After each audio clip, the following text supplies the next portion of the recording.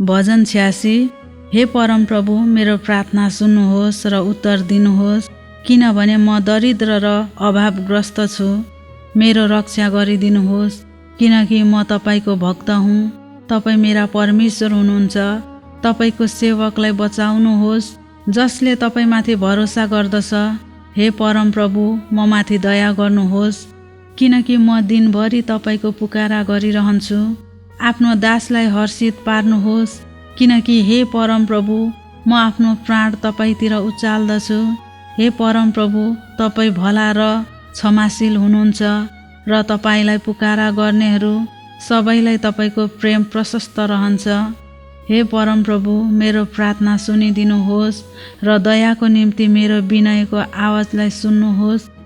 मेरो सङ्कटको दिनमा म तपाईलाई पुकारा गर्छु, किनकि तपाईले उत्तर दिनुहुन्छ। हे परमप्रभु, देवहरूमा तपाईँ समान अरू कोही छैनन्।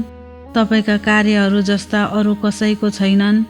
हे परमप्रभु, तपाईले बनाउनु भएका सबै जातिहरू तपाईको अघि झुक्नेछन् र तिनीहरूले तपाईको नाउँको आराधना गर्नेछन्, किनकि तपाईँ महान हुनुहुन्छ र आश्चर्य कर्महरू गर्नुहुन्छ।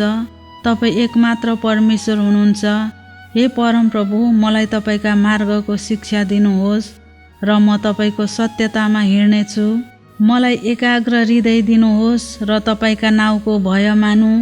हे परमप्रभु, मेरा परमेश्वर, मेरा सम्पूर्ण हृदयले म तपाईको प्रशंसा गर्नेछु र म सदा सर्वदा तपाईका नाउँको महिमा गर्नेछु, किनकि म प्रति तपाईको प्रेम महान छ।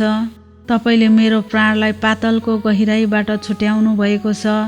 हे परमेश्वर, अहङ्कारी मानिसहरूले मलाई आक्रमण गरिरहेका छन् र निष्ठुर मानिसहरूको दल मेरो ज्यानको पछि लागेको छ।